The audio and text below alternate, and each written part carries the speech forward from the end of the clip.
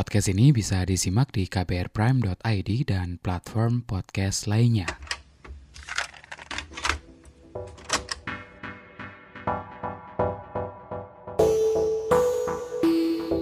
Setiap orang pastinya punya sejarahnya masing-masing.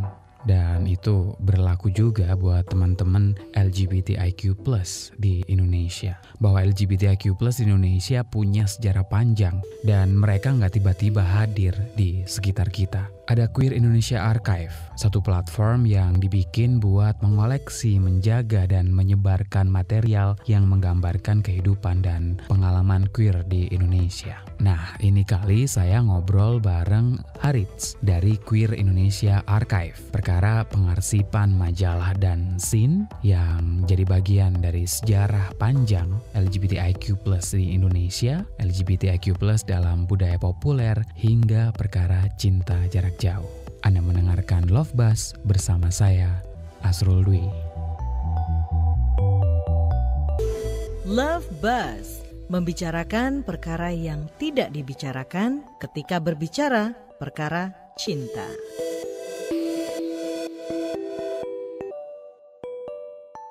Buat yang belum tahu Queer Indonesia Archive ini, apa sih? Ini sebenarnya adalah dia arsip digital yang mendokumentasikan dan mengumpulkan materi-materi seperti majalah, zine, terus kita juga mendata film dan TV, acara TV, dan kita juga ngumpulin sejarah lisan yang berkenaan atau bersinggungan yang relevan dengan pengalaman-pengalaman atau kehidupan orang-orang queer LGBT di Indonesia. Jadi kita arsip digital, yang kita lakukan adalah kalau ada orang yang punya materi yang bisa diarsipkan, kita akan bantu digitalisasi. Kalau mereka bisa digitalisasi sendiri, kita pandu aja lalu kita terima hasil digitalisasinya. Kalau misalnya mereka nggak ada alatnya, dan kalau memungkinkan kita bisa datang ke tempat mereka, terus bantu nge-scan, bantu ngerekam apa yang mereka punya. Tapi kita nggak bakal ngambil barang aslinya. Materi aslinya akan tetap di-keep sama orang yang donasi. Jadi kita cuma nge-keep scanannya. Gitu. Dan si Queer Indonesia Archive ini, foundernya aku, sama ada satu lagi namanya Bo. Dia orang Australia. Tapi dalam prosesnya kita banyak sekali dibantu oleh sukarelawan dari berbagai bidang ya. Kita bikin website dibantu sama programmer, developer, ada sukarelawan namanya Nawa. Terus desainnya juga dibantu oleh kami punya sukarelawan visual design Mario.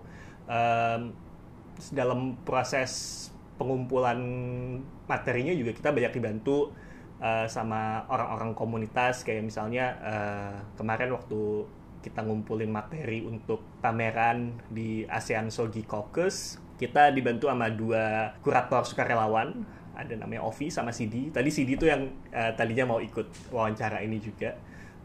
Terus ada juga, ya banyak lah, kalau disebutin satu-satu banyak. Mungkin totalnya sejak awal kita bikin KIA di awal tahun 2020 itu, ada orang yang datang dan bantu kita di satu proyek, itu mungkin udah kayak 25-30 orang mungkin ya. Walaupun biasanya mereka ya datang dan pergi untuk satu proyek, terus udah satu proyek itu udah. Paling banyak sih kayaknya waktu kita lagi proyek ngekatalogin isi majalah-majalah, itu total mungkin di satu waktu itu ada sekitar 15 orang yang volunteering buat kita. Kan beberapa diposting sosial media dan ada di website dan ada juga dipamerin kan ya. Kayaknya mungkin yang anak-anak zaman sekarang nggak pernah lihat kali ya, yang bahwa waktu itu tuh kayaknya kalau ngebayangin mungkin lebih bebas kali ya orang berekspresi pada waktu itu. Padahal sebenarnya kan nggak juga, gitu nggak sih? Yeah. Kalau based on foto-fotonya loh ya. Ya, itu sesuatu yang mesti setiap kali ditanya tentang sejarah queer Indonesia tuh sesuatu yang mesti gue tekenin sih. Kalau orang, soalnya kan kadang orang cuma ngeliat oh ini pesta-pesta aja, terus ini ada acara ini dari itu, terus kayak oh zaman dulu lebih enak ya, padahal kan ya zaman dulu tuh orde baru gitu, yang berarti adalah yang orde baru gitu. Tapi mungkin yang bisa gue bilang tanda kutip lebih enak adalah pada zaman itu masyarakat Indonesia awam tuh belum sadar akan keberadaan orang-orang queer gitu. Dan kalaupun mereka tahu ya mereka taunya cuman oh ya udah itu beda aja gitu. Belum ada opini yang mainstream gitu tentang gimana sih queer people in Indonesia tuh harus di approach secara gimana oleh orang Indonesia gitu. Dan juga belum ada internet, jadi orang bisa foto-foto dan publishing zine, bisa publishing majalah, dan akan beredarnya di komunitas aja gitu. Berangkatnya dari kegelisahan yang kayak gimana sih waktu itu untuk lo merencanakan atau inkubasi embrio platform ini gitu ya? Kalau misalnya secara khusus mikir gue mesti bikin arsip Queer Indonesia Archive gitu, mungkin ide kayak gitu sih nggak ada. Cuman ada kejadian-kejadian yang mengarahkan gue ke situ gitu. Jadi setelah gue lulus S1 gue di seni rupa, gue mencoba mencari kerja ini itu, dan salah satu pekerjaan yang gue dapat adalah jadi researcher untuk salah satu museum di Bandung. Itu agak random, tapi gue dapat di situ. Terus gue kerja di situ, gue muncul ketertarikan, oh kayaknya gue bisa belajar ini lebih jauh, dan gue dapat kesempatan untuk ngambil S2 di kajian museum dan cagar di Australia waktu itu. Gue dapat beasiswa. Setelah gue belajar di sana, gue jadi sadar kalau misalnya emang kayak gimana ya ngomongnya, narasi sejarah atau kayak kesadaran sebuah masyarakat tentang sebuah isu gitu, itu tuh sesuatu yang bisa dibentuk dengan pemahaman sejarah. Itu sesuatu yang bisa diarahin gitu. Kayak katakan orang Indonesia rata-rata pernah dengar Indonesia dijajah 350 tahun gitu. Itu kan karena ada kesadaran khusus untuk ngarahin, oh ini emang kayak gini nih narasinya gitu. Dan gue jadi sadar kalau narasi tersebut tuh nggak harus orang-orang dengan power gede yang bisa bikin, tapi dari komunitas juga bisa ada inisiatif untuk bikin narasi mereka sendiri. Terus awal 2020 tuh pas banget gue balik ke Indonesia buat libur. Waktu itu gue belum lulus. Terus salah satu temen gue ngomong, lo belajar museum kan? Lo belajar sejarah-sejarah gitu kan? Terus gue kayak, ya nggak gitu sih, tapi ya kurang lebih gitu. Ada nih temen gue orang bule, dia lagi nyari orang buat bantuin dia bikin arsip queer Indonesia gitu. Dan di situ gue ketemu si Bo. Bo itu dia lagi kerja di Yayasan Gaya Dewata. Terus waktu itu intinya adalah si kantor Gaya Dewata mau pindah, terus lagi bersih-bersih berkas, dan si Bo ini nemuin banyak banget majalah dari organisasi-organisasi LGBT di Indonesia tahun 80-an dan 90-an. Dan organisasi itu ada banyak yang udah nggak ada yang orangnya udah kemana gitu. Nah, nemuin barang sebanyak ini, dan kayak aku juga waktu itu belum tahu bahkan ada majalah-majalah itu. Kita mikir mau nggak kalau kita arsipin ini, terus kita bikin sebuah arsip yang lebih proper lah gitu, yang lebih niat gitu. Jadi yang kita lakukan pertama-tama adalah selain nge-scan arsip-arsip itu, majalah-majalah itu kita scan, kita juga nyoba ngontak orang-orang yang bikin majalah itu, tanda kutip minta izin lah, kayak suwun gitu, kayak boleh nggak kita arsipin ini, dan boleh nggak kita publish ini gitu. Untungnya sih mereka semua generasi aktivis queer yang di Indonesia yang dari generasi 80-an 90-an tuh pada positif sih, pada mereka kayak oh ya udah nggak apa-apa, bagus ini, jangan sampai hilang gitu. Itu sih awal-awalnya. Sebelum gue ke pertanyaan gue selanjutnya, gue kayaknya perlu nanya ini. How do you identify yourself? Gue cis gay man aja sih. Oke. Ketika lo ngelihat ada archive yang tadi lo bilang bahwa bahkan lo sebelumnya juga nggak pernah tahu itu kan, bahwa sebenarnya majalah-majalah sebelum itu ada. Apa yang mungkin lo pikirkan saat itu ketika lo lihat representasi yang semacam itu? Artinya kan mereka dikasih ruang gitu, meskipun ya beredarnya secara terbatas gitu. Kalau sekarang kan rasa-rasanya kecuali mungkin di internet gitu, produk semacam itu kan kita udah nggak pernah ketemu gitu. Sebenarnya pas pertama baca sih ya gue ngerasa kalau gue jadi sadar kalau kelompok gue gitu, komunitas gue itu punya sejarah lebih panjang dari gue sendiri. Karena waktu gue tumbuh, waktu gue kecil, gue selalu dibilang kayak orang gay itu kayak produk modern gitu, kayak baru ada akhir-akhir ini. Mereka kan selalu bilang kayak, kok sekarang jadi banyak ya, kok sekarang jadi ada aja, seakan-akan dulu tuh nggak pernah ada. Tapi setelah baca nemu ini tuh gue jadi sadar kayak dari dulu udah ada kok gitu. Dan dengan dengan karena di penyusunan arsip ini kita juga ngobrol sama aktivis-aktivis yang lebih tua, yang lebih senior gitu, ya gue jadi sadar kalau emang ya sebenarnya gue tuh punya sejarah di Indonesia gitu. Orang tuh nggak bisa ngomong kayak lo tuh baru ada tuh sekarang gitu, lo tuh fenomena akhir zaman, kayak nggak kok, sebenarnya udah ada dari dulu. Sebenarnya nggak cuman ngajak teman-teman dari komunitas LGBT gitu ya yang buat belajar tentang sejarahnya sendiri, tapi juga masyarakat di luar komunitas. Iya, itu juga salah satunya, karena gue selalu ngelihat kayak ada usaha untuk ngebuat komunitas LGBT itu sesuatu yang ahistoris gitu, yang nggak ada sejarahnya, yang cuman saat itu aja, padahal ya sebenarnya enggak. Narasi yang pengen lo hadirin apa sih sebenarnya dengan Queer Indonesia Archive ini? Ada beberapa sih, yang satu kan udah tadi disebut, pokoknya kita pengen ngeliatin kalau emang LGBT ini bukan sesuatu yang baru gitu, kita udah jadi bagian masyarakat Indonesia dari lama. Bahkan kemarin gue sempet ngobrol sama ada komunitas arkeologi, dan salah satu orangnya tuh anggotanya dia lagi nulis paper, lagi pending review tentang keberadaan transpuan di Jawa abad ke-9 sampai 15, dan itu kayak ternyata emang ada gitu. Emang sudah selama itu ada di prasasti-prasasti itu tertulis keberadaan transpuan di masa itu. Yang kedua, mungkin kita pengen nandingin narasi yang suka dibikin sama masyarakat awam kali ya. Makanya kita sangat fokus ke materi-materi yang dipublish sama komunitas itu sendiri, karena kalau kita misalnya lihat di media massa atau di masyarakat awam gitu, biasanya narasi tentang LGBT itu yang kalau nggak pembunuh, dibunuh, nipu orang, dikejar polisi, pokoknya kayak selalu kayak hal-hal yang kriminal, kayak hidupnya tuh sedih, dirundung gitu. Dan ya sebenarnya emang nggak salah-salah amat gitu, kayak ya emang kita didiskriminasi gitu. Tapi kan ada hal-hal lain yang menyenangkan saat menjadi orang queer di Indonesia, kayak kita punya komunitas kita juga kadang-kadang bikin party, kita mencintai satu sama lain gitu. Kita orang juga kok, kita nggak cuman muncul pas kita dibunuh atau membunuh gitu loh. Kita tuh juga ada saat kita cuman ya ngobrol-ngobrol, kita ngumpul, kita hidup secara biasa, itu kita juga ada gitu.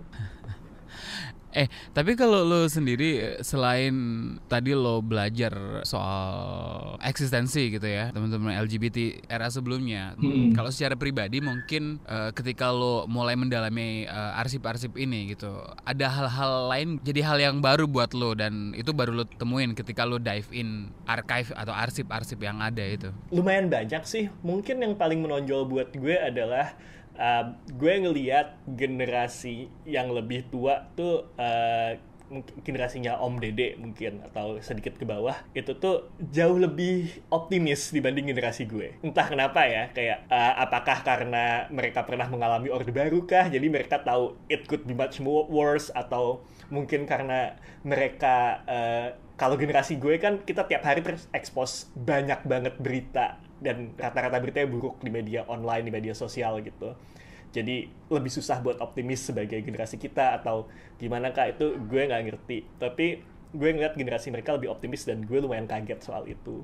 Tapi ya itu bukan kaget langsung kayak kaget negatif ya. Buat gue itu kayak a pleasant surprise, karena kejutan yang menyenangkan, karena kayak ternyata lo fine-fine aja kok being an out gay man di Indonesia sampai umur segitu gitu, sampai jadi senior citizen, kayak lo bisa kok punya hidup yang fulfilling gitu.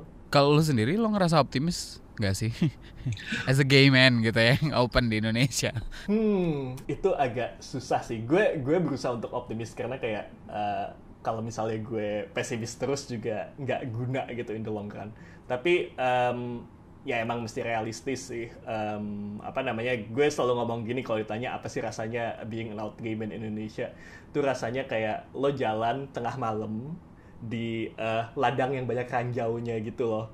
Kayak lo mesti jalan ke depan terus, tapi lo nggak tahu kapan kayak lo bakal meledak kayak depan lo gitu. Tapi ya lo mesti jalan terus gitu. Wow, gue nggak pernah dengar analogi semacam itu. Mungkin gue tahu di luar sana banyak orang-orang yang lebih out dari gue dan lebih berani dari gue, dan mungkin kalau mereka dengar analogi itu mereka bakal mikir rada lebay deh, dan ya it's their opinion. Tapi buat gue rasanya kayak gitu. Iya, karena pengalaman orang kan beda-beda ya. Udah ada beberapa pameran yang dilakukan gitu ya. Selama ini masih online aja ya berarti?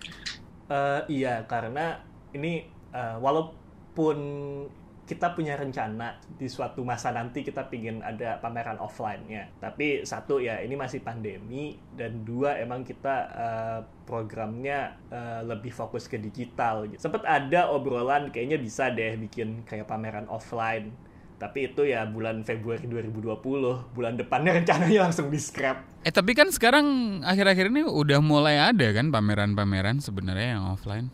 Ya udah mulai ada sih, cuman ya maybe this year kayak sebenarnya gue tuh mudah-mudahan bulan ini bakal completely vaccinated gitu. Kalau misalnya kalian wawancaranya bulan depan, mungkin gue bisa datang ke sana.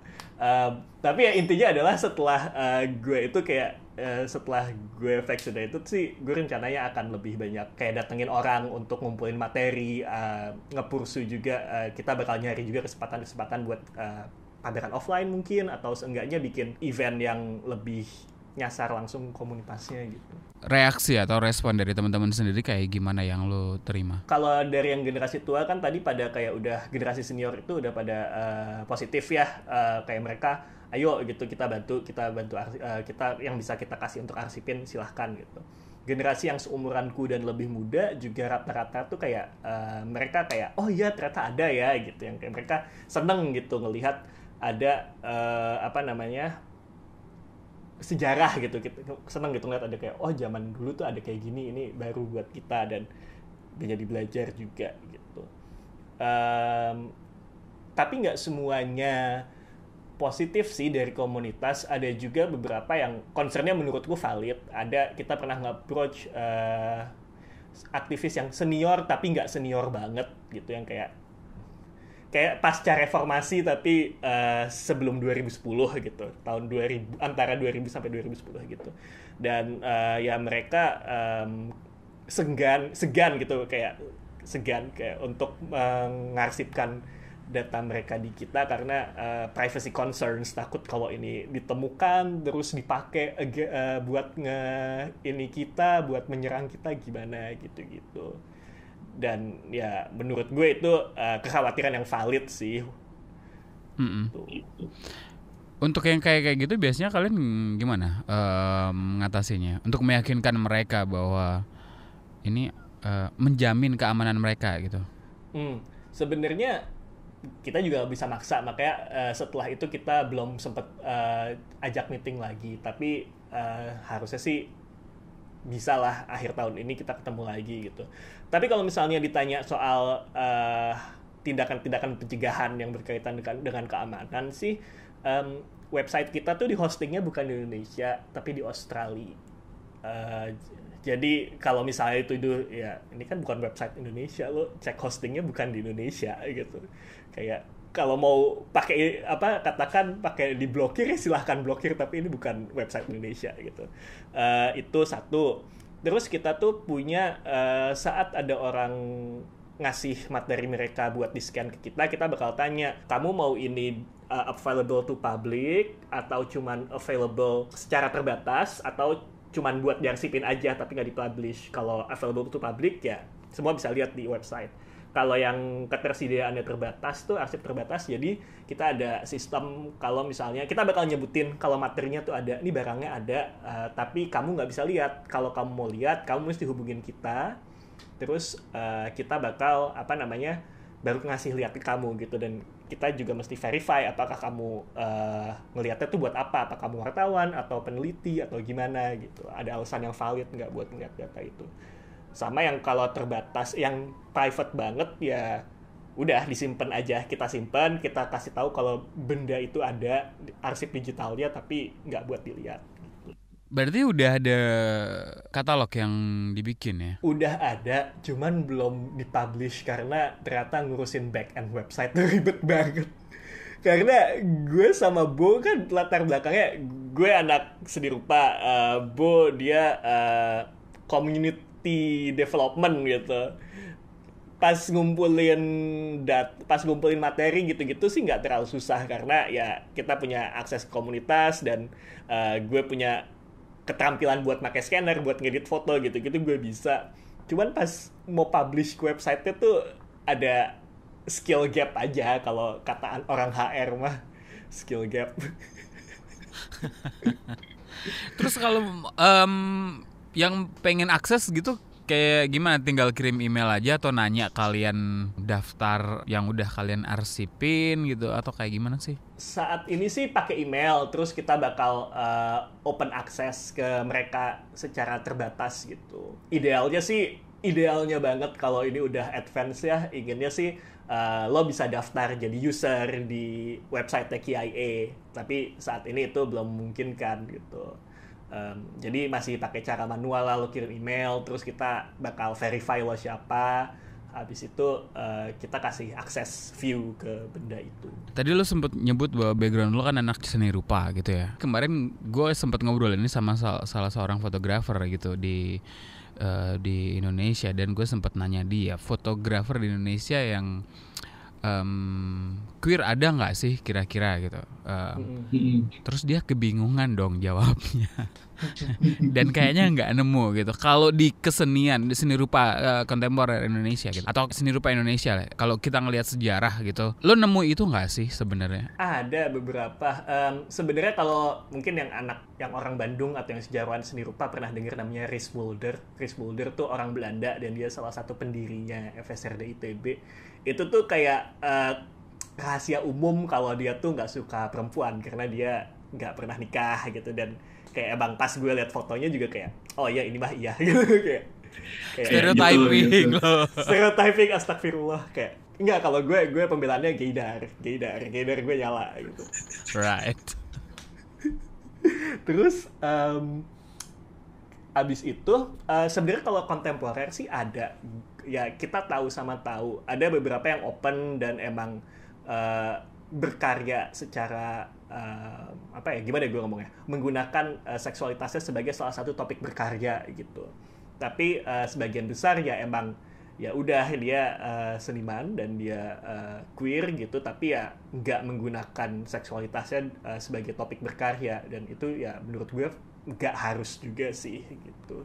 Ada contoh lainnya nggak sih karya-karya yang ngomongin soal itu sebelumnya gitu? Yang gue langsung kepikiran tuh Walter Spies kan, dia orang Jerman yang di Bali itu, dia kemungkinan besar queer. Tapi kalau orang Indonesianya enggak sih, gue baru tahu yang generasi gue aja dan yang gue tahu dari jejaring komunitas gitu. Karena kalau misalnya ngebaca arsip seni rupa Indonesia tuh gue sih belum pernah nemu gitu, tapi mungkin ada. Oke. Kayak non-existent gitu nggak sih kayaknya? Iya, non-existent as in bukannya nggak ada, tapi belum ketemu aja gitu. Oke. Kalau arsip-arsip itu lo sekarang masih proses ngumpulin terus gitu ya? Sejauh ini sudah ada berapa terbitan sih yang kalian?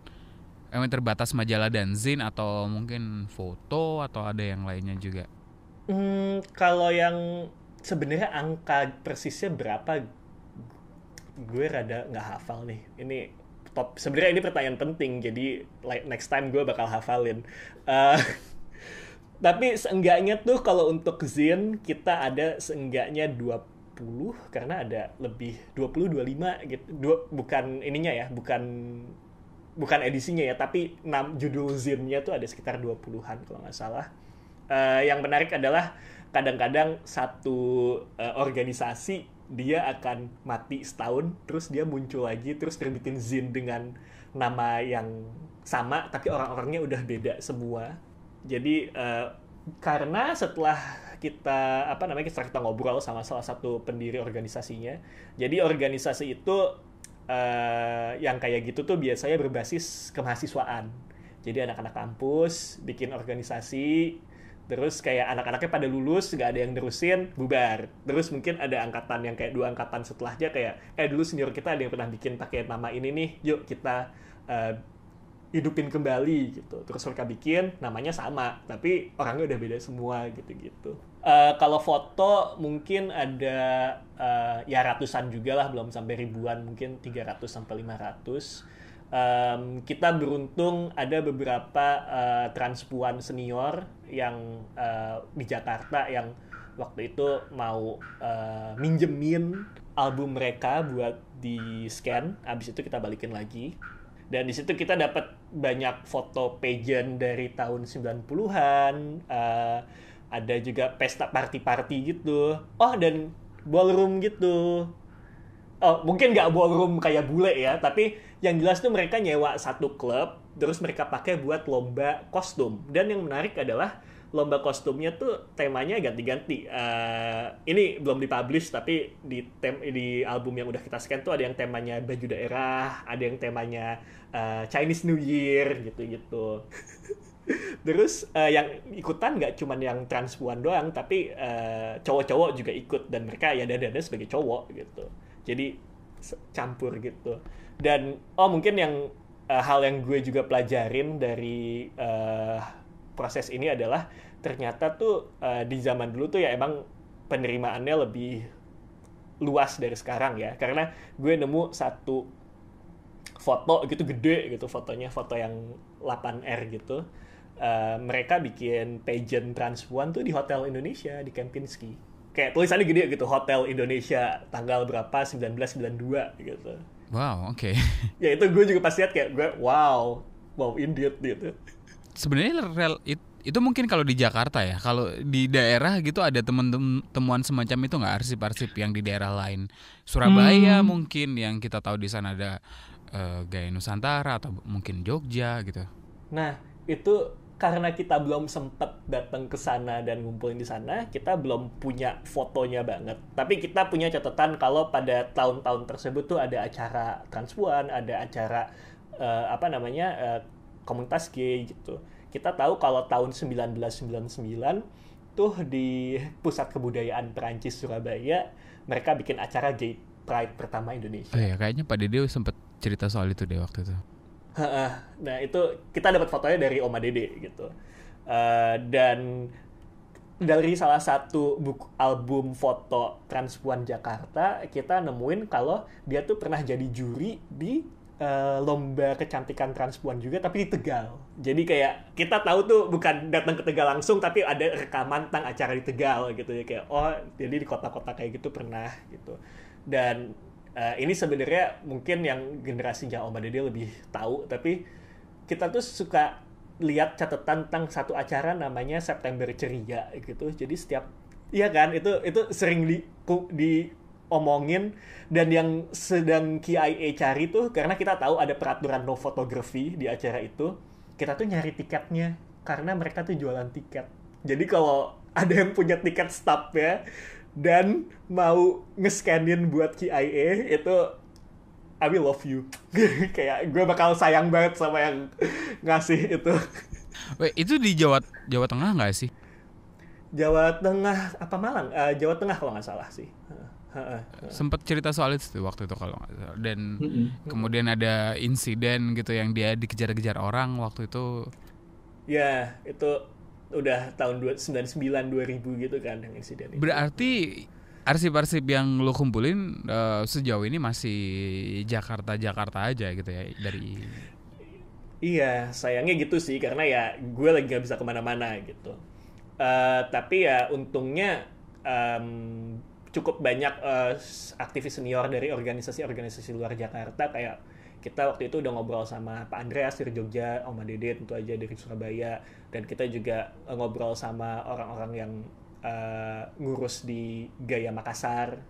Sebenarnya kita tuh udah in contact sama ada beberapa orang di Pekanbaru, setahu gue, sama Medan gitu. Cuman ya itu karena lagi kayak gini, Sibo juga nggak bisa keluar Australia, jadi ya kita on hold dulu deh, kita fokus ke hal yang kita bisa, yaitu yang lagi kita lakuin sekarang banget adalah kita lagi nyisir representasi LGBT di media mainstream gitu. Kita beli majalah-majalah bekas kayak Hai, Tempo, Matra, Gatra gitu-gitu. Terus yang kalau ada ngomongin soal LGBT kita scan dan kita arsipin gitu.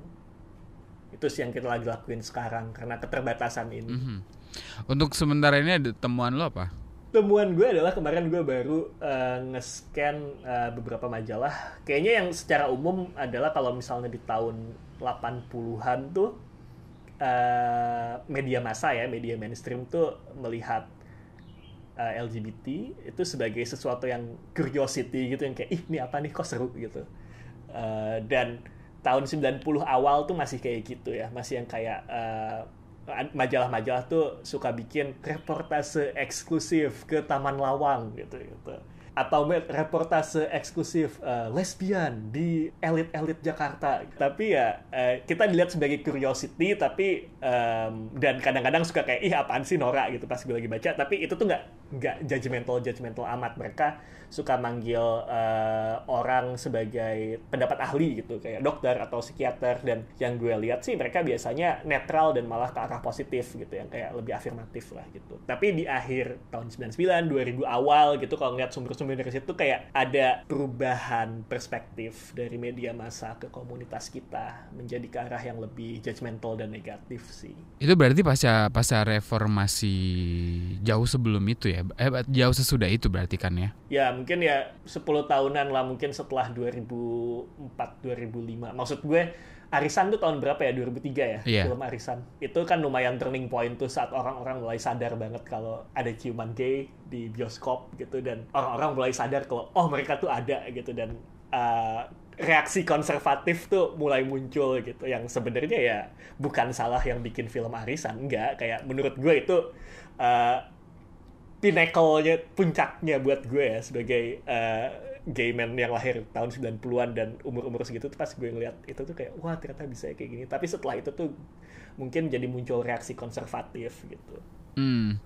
Gue tadi tiba-tiba inget karena gue dulu waktu SMA baca majalah Hai, ada kalau nggak salah majalah Hai deh, tapi di situ ada artikel sebenarnya review.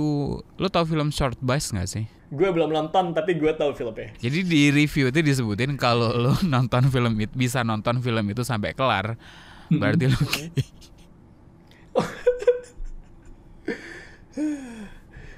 That is fucking weird. But anyway, tapi tulisan semacam itu ada dulu. Maksud gue ya. Kalau nggak salah kan Ripple pernah bikin kan majalah Ripple, ada zine indie Jakarta. Gue inget banget, kayaknya udah nggak ada. Gue nggak tahu masih ada apa nggak. Kayaknya udah nggak ada deh. Kayak siapa yang masih bikin majalah sekarang? Maksud gue inget banget gue masih SMP, gue masih kelas 1, itu tahun 2003 atau 2004. Terus gue lagi di sebuah distro di Tebet seperti yang orang-orang lakukan pada masa itu. Terus majalah Ripple tuh ada edisi gay, yang emang tulisannya ya Ripple Magazine, bla bla bla, edisi homoseksual gitu. Terus gue gue umpetin di rumah. Harusnya masih ada di suatu tempat di kamar gue, tapi gue lupa. Itu tuh isinya ada wawancara sama Paul Augusta kalau nggak salah satu sutradara juga yang gay kan, dia openly gay. Dan gue inget itu tuh pertama kalinya di hidup gue tahu kalau ada orang gay di Indonesia. Maksud gue di luar berita kriminal ya, itu kalau berita kriminal ya adalah dikit-dikit gue sadar gitu. Salah satunya dia. Gue inget ada satu orang lagi yang lebih muda gitu, mahasiswa seni rupa or something, anak IKJ, tapi gue lupa namanya siapa. Yang gue inget itu Paul. Kalau zaman dulu di budaya populer mungkin akan lebih susah gitu ya untuk ketemu representasi gitu ya. Kecuali tadi yang lo bilang ada majalah atau zin-zin independen yang diedarkan secara terbatas gitu. Itu yang kemudian jadi concern lo gitu ya. Karena kalau sekarang kan ya mungkin atau teman-teman LGBT gitu belajarnya cuma secara terbatas aja gitu. Apa yang dia pelajari kan cuma adanya di produk budaya populer sekarang gitu, tanpa mungkin ada kesadaran untuk pengen belajar tentang sejarah gitu. Hal itukah juga yang lo rasain gitu atau pikirkan pada waktu memulai proyek ini, atau ketika lo muda lah katakanlah, sebelum ngerti ada bahwa sebenarnya ada di Indonesia gitu. Ya gue ngerasa sih waktu gue muda gitu, gue cuma tahu representasi LGBT ya zaman gue apa sih dari Glee, atau ya, representasinya sangat dari barat gitu. Dan atau mungkin yang paling mepet-mepet yang agak timur-timur, BL Thailand gitu kan. Itu tapi dari dulu tuh udah mulai ada cerita-ceritanya gitu, biasanya bentuknya cerita gitu, tapi ya emang populernya sekarang gitu. Atau komik yaoi Jepang, itu tuh kayak kita tuh, gue sebagai seorang remaja gay pada tahun 2000-an tengah, 2010-an awal tuh gue ngerasanya kalau gue mau nyari representasi gue selalu mesti ngeliat keluar gitu. Ada sih beberapa forum gitu-gitu kayak Boys Forum atau dulu tuh ada Gay Indonesia Forum, tapi ya itu kan juga bukan media massa ya, biasanya bentuknya adalah orang ngobrol, orang curhat satu sama lain gitu. Ada sih beberapa cerita-cerita yang lumayan bagus gitu di sana, ada orang bikin cerita bersambung dan itu bagus. Tapi ya kalau mau lihat representasi visual gitu yang kayak orang gitu, ya mesti ngelihat keluar gitu. Dan kadang-kadang sih gue ngerasanya di Indonesia masih kayak gitu. Sempat ada kan Lucky Kuswandi bikin Cong, dan itu tuh menurut gue keren banget karena buat gue dan gue yakin buat banyak orang, buat banyak di Indonesia itu pertama kalinya ngelihat series web series yang tentang pengalaman being gay di walaupun waktu itu di Jakarta ya, terbatas gitu di Jakarta kan, pengalamannya bakal beda dengan di daerah-daerah lain di Indonesia. Tapi seenggaknya ada representasi Indonesia gitu saat itu. Itu masih ada di YouTube? Enggak ya? Bukan YouTube deh kayaknya ya. Udah nggak ada di YouTube. Gue tahu masih ada, tapi gue lupa di mana. Pokoknya sebuah streaming service buat Asia Tenggara gitu. Nah itu tadi kan lo tahu bahwa ada orang gay lainnya gitu ya dari majalah itu tadi, Ripple ya. Kalau pacar yang gue tahu kan lo in relationship ya. Jadi dia di Jakarta juga sekarang. Sekarang sih udah nggak LDR, tapi kayak waktu jadian gue masih di Bandung dan dia di Jakarta. Kita jadian setahun, terus gue ke Australia, kita tetap LDR, terus gue balik. Ketemunya gimana? Di Instastory-nya temen SMA gue. Jadi kayak gue sama temen SMA gue sama-sama udah come out gitu ya, tahu. Terus ada dia sama satu orang lain sebenarnya. Waktu itu gue single dan waktu itu gue sangat aus lah tanda kutip. Terus gue komen, temen lo lucu tuh. Terus temen SMA gue nanya, yang mana? Gue bilang aja dua-duanya.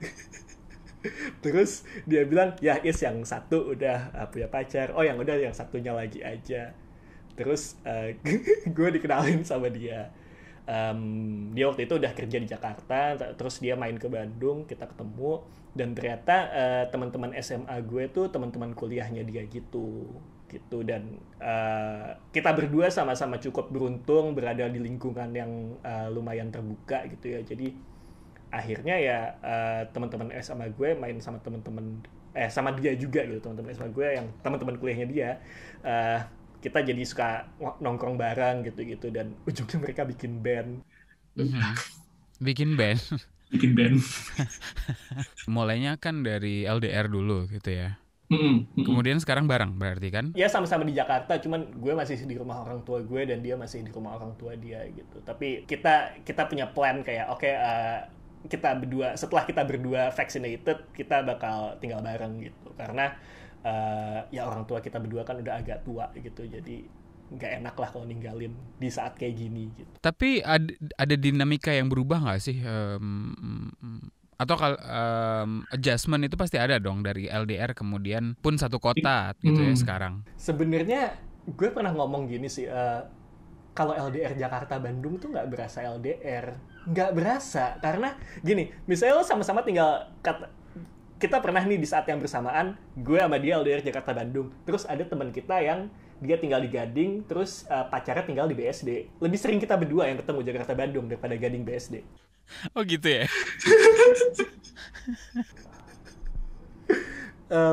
Dan ya dinamikanya beda apa ya? Paling ya sekarang jadi lebih bisa ketemu bentar tanpa direncanain gitu, kayak dia pulang kerja kayak yuk ketemu dulu gitu bentar gitu, terus ya kita ketemu di mana gitu. Biasanya sih teras rumah doang sih, kayak cuman kayak ya kayak gitu aja gitu. Tapi sebenarnya waktu LDR juga kan kita ketemu seminggu sekali, dan sekarang kita sama-sama ngantor, terus kadang-kadang sama-sama cuma bisa ketemu pas weekend. Jadi ya mirip-mirip lah. Kalau Jakarta mah. Kalau lo waktu yang di Australia itu kayak gimana tuh? Kalau yang di Australia itu kita ngerencanain banget kapan ketemunya, dan kebetulan kita berdua bukan jenis orang yang sama-sama ngoyo kayak kita mesti teleponan tiap hari atau kita mesti gini kita mesti gitu. Jadi yang penting adalah tiap pagi ngabarin hari ini mau ngapain gitu, teks aja gitu atau voice note, telepon kalau sempet. Terus kalau udah malam ya ngabarin lagi, hari ini gue abis ini nih, aku abis gini-gini, seru deh bla bla bla, kamu abis ngapain gitu. Dan gitu-gitu aja. Paling teleponan juga video call ya 2-3 kali seminggu tuh udah sering banget. Kita ngejadwalin sih tiap ada waktu dan ada rezeki ngedatengin gitu. Dan kebetulan kita beruntung jadi tiap akhir semester kan gue di sana 3 semester. Akhir semester 1 dia ke Australia, akhir semester 2 gue balik ke Indonesia gitu. Jadi emang kayak dijadwalin ada ketemunya. Berantem sih ada, kayak kok nggak bales, kok gitu, itu mah ada. Ada paranoia dikit gitu lah ya, wajar lah ya. Iya ada sih kayak gitu-gitu ya, wajar lah. Tapi yang penting diomongin dan ya di resolve. 3,5 tahun tuh untuk menjaga hubungan kan sebenarnya nggak gampang. Usaha-usaha yang kayak gimana yang kalian lakukan, apalagi kalau cowok kan biasanya gitu ya, kan lebih kemana-mana. Open relationship kah gitu jadi pilihan buat kalian atau enggak? Gue kaget sih karena sampai sekarang gue nggak open relationship karena kayak ya gue ngerasa nggak ada kebutuhan aja gitu. Tapi yang satu hal yang kita lakuin adalah kita sama-sama jujur kalau misalnya kita tertarik sama orang lain atau kita nganggep ada orang ini cakep gitu. Kayak misalnya kita lagi bareng gitu terus kayak there is this guy lewat terus kayak ya udah kayak cakep ya, iya cakep sih gitu. Itu kayak jadi ya emang kita monogami tapi kita ya realistis gitu, kayak nggak mungkin satu orang cuman tertarik sama satu orang doang seumur hidup tuh, kayak pasti ada lah ngelihat kesana kesini, tapi ya diinget lagi komitmennya kan udah kayak gini gitu. Dan ya beberapa kali sih ada obrolan gitu kayak mungkin bisa, tapi ya saat ini belum kejadian aja sih, dan gue juga nggak ngerasa itu sesuatu yang mendesak gitu, dia juga enggak. Berarti kalian memang udah ngerasa nyaman gitu ya, atau mungkin yakin? Ya udah lumayan nyaman dan yakin. Kayak gue juga sempet mikir kayak apalagi sih yang lo cari gitu, emang mau ngapain lagi gitu. Kayak emang apalagi sih tuh, gue juga kayak iya sih nggak ada lagi yang gue cari selain ini gitu. Ada nggak sih cerita-cerita semacam itu gitu, yang lebih di luar cerita kayak tadi pesta atau gerakan yang teman-teman LGBT lakuin pada waktu itu gitu ya, dari arsip-arsip yang lo temuin gitu, cerita-cerita yang lebih humanis gitu kali ya. Mungkin kita pernah ngelihat ada satu arsip pasangan lesbian ini, mereka bikin acara nikah-nikahan gitu, nggak kayak bukan di Jakarta, di Surabaya apa di Bandung gitu, pokoknya bukan di Jakarta. Mereka kayak nyewa satu ballroom hotel, terus ya udah mereka ada pelaminannya gitu, terus mereka nikah gitu. Ini tengah 80-an gitu. Itu dan apalagi ya, mungkin biasanya yang ada juga transpuan gitu, mereka merawat anak gitu, dan anaknya ya jadi bagian dari masyarakat yang hetero aja gitu, anak gitu, ngangkat anak atau ya gitu-gitulah intinya.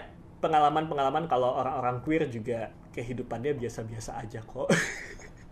Next step-nya setelah ini kira-kira apa sih? Kita lagi bikin website baru sebenarnya yang kita pengen lakukan adalah bikin website yang lebih user friendly dan benerin back end-nya. Dan kita menemukan kalau misalnya mau benerin back end-nya, kita nggak bisa pakai website yang sekarang karena website yang sekarang tuh dari Omeka, terus nggak se-fleksibel itulah intinya. Jadi kita mau pindah ke WordPress, terus pakai back end yang lebih bagus gitu. Itu satu gitu. Mudah-mudahan sih sebelum Agustus tuh udah selesai. Kita rencanain Juni website baru. Terus kalau misalnya udah memungkinkan, gue mau mulai collecting materi lagi, seenggaknya di Jakarta dulu, karena kita udah ada beberapa lead yang bisa disasar, yang bisa dikejar gitu. Kalau misalnya kita bisa ngumpulin di situ, oke. Dan mudah-mudahan sih pas akhir tahun gitu, paruh kedua tahun ini tuh udah mulai bisa yang seenggaknya ke Jogja atau Surabaya sih pinginnya untuk ngumpulin. Ya karena dibilangnya kan gerakan LGBTQ awalnya dari sana. Iya, duluan di Surabaya.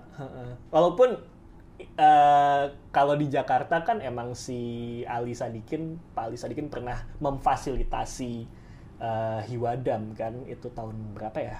Ada yang bilang tahun 68, ada yang bilang tahun 72. Itu ada. Jadi technically organisasi LGBT pertama di Indonesia tuh technically ya kayak ini contested juga, bakal ada orang yang kayak enggak gitu. Itu tuh Hiwadam Jakarta antara tahun 60-an akhir atau 70-an awal. Dan fasilitator pendirinya adalah Ali Sadikin, karena waktu itu transpuan di Jakarta pada mendatangi gubernur untuk kayak tolong dong kita dikasih organisasi wadah gitu. Inisiatifnya dari komunitas tetap, tapi difasilitasi oleh gubernur Ali Sadikin gitu.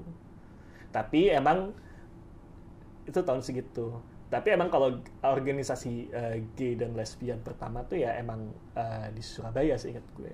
Emang salah satu yang pertamanya di sana gitu. Kalau menurut lo, makna cinta atau arti cinta apa? Wow, kalau menurut gue ya, ini konteksnya adalah gue sama pasangan gue udah hampir 3,5 tahun, hampir 4 tahun jalan, dan kita sempat nanyain gitu satu sama lain, kayak kok kamu masih iya aja sih sama aku, kita kan LDR-nya lama, terus gini gitu, terus ini kan di Indonesia gitu, kayak biar realistis aja, kenapa sih kita masih bareng gitu.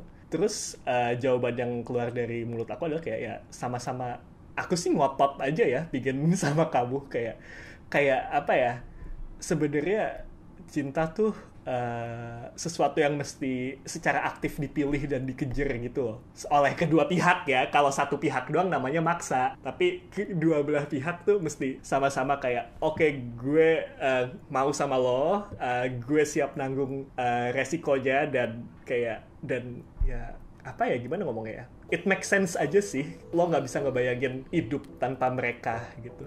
Asik. Anjing bagus ya. Itu datang dari orang yang LDR. Wow. Kalau kamu punya saran, komentar, atau ingin berbagi cerita, boleh banget. Email ke podcast@kbrprime.id dan tulis Love Buzz untuk subjek emailnya. Rasa-rasanya memang perlu ada lebih banyak lagi upaya seperti yang dilakukan teman-teman di Queer Indonesia Archive, biar narasi tentang LGBTIQ+ di Indonesia nggak melulu perkara stigma dan stereotip, semacam komentar atau perkataan yang saya temuin di sosial media kayak jadi inget singkatan LGBT itu longsor, gempa bumi, banjir, dan tsunami. Love Buzz, membicarakan perkara yang tidak dibicarakan ketika berbicara perkara cinta. Kunjungi kbrprime.id untuk menyimak beragam podcast lainnya dari KBR.